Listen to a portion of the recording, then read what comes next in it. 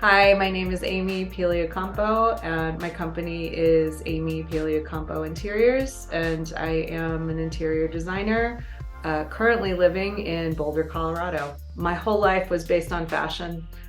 From age 12, 11, 12 on, I went to school for fashion, I worked in fashion, I lived and breathed fashion, and that was it. And I was a stylist for years. I worked, designing product, bags, jewelry, different things like that.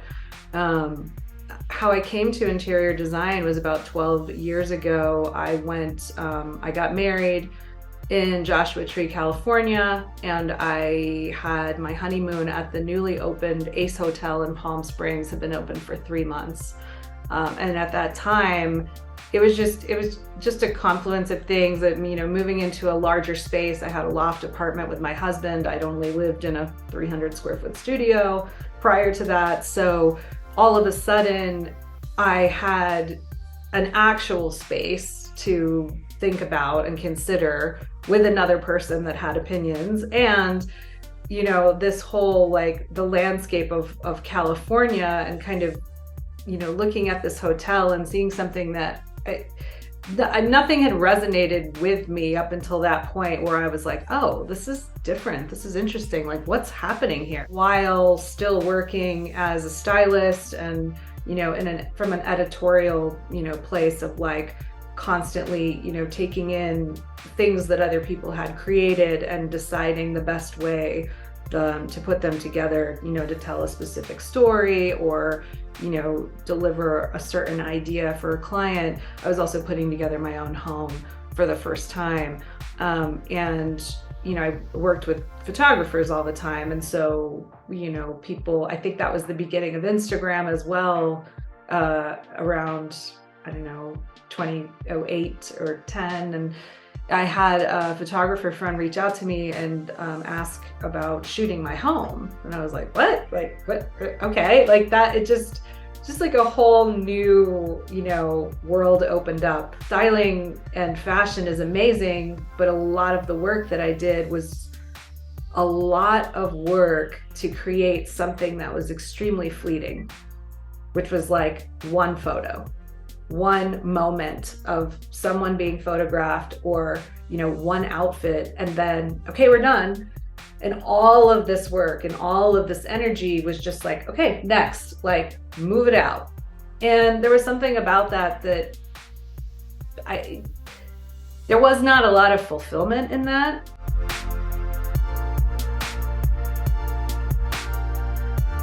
I found this complete basket case of a house in Boulder that was a foreclosure. We bought it as if we were buying something on eBay, and it was truly everything that could have been wrong with it was like the worst version of wrong with it. So I got a real crash course in kind of the less fun aspects of remodeling, which is that, design is really fun and beautiful, but it's also expensive. And if what you're layering on top of is broken, you have to fix that first.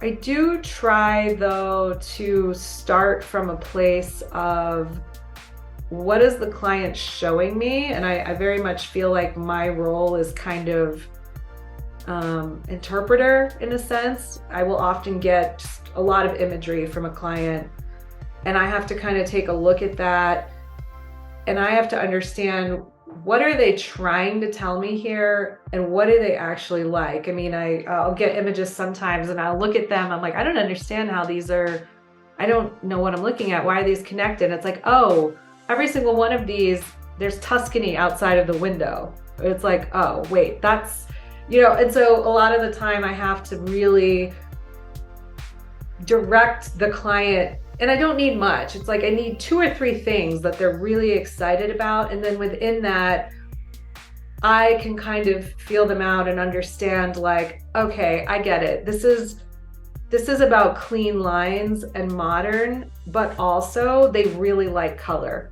And that's not showing up in these 3 pictures, but I know that from what they're showing me they already have and they want to keep. I feel like there's actually this larger trend toward individualism and not like, this is the year to do this. I mean, a lot of people want, I feel like, the same white kitchen over and over and over again. And it's not that I have a problem with a white kitchen, but I need to understand like a little bit more from them before I would fully commit to like, well, how are we going to do this white kitchen in a way that feels personal to this family?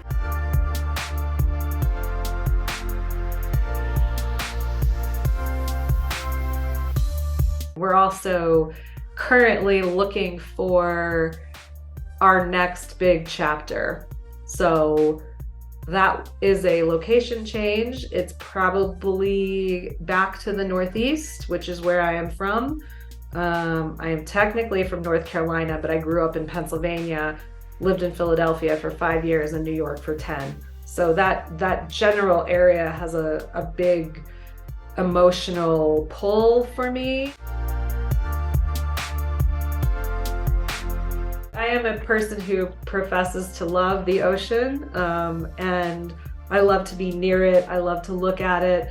I am clearly trying to get back to the coast. It's a draw for me, water. However, I don't go in the ocean like past my knees. I have a fear of water in terms of not being able to see what's happening in the water around like my body in it. So I have like a strange like fear-love relationship with the ocean and water. So that's that, and I have an Airstream that we spend a lot of time in, and people that know me very well are very surprised to learn that I actually enjoy that version of camping because I am mostly thought of as a city girl.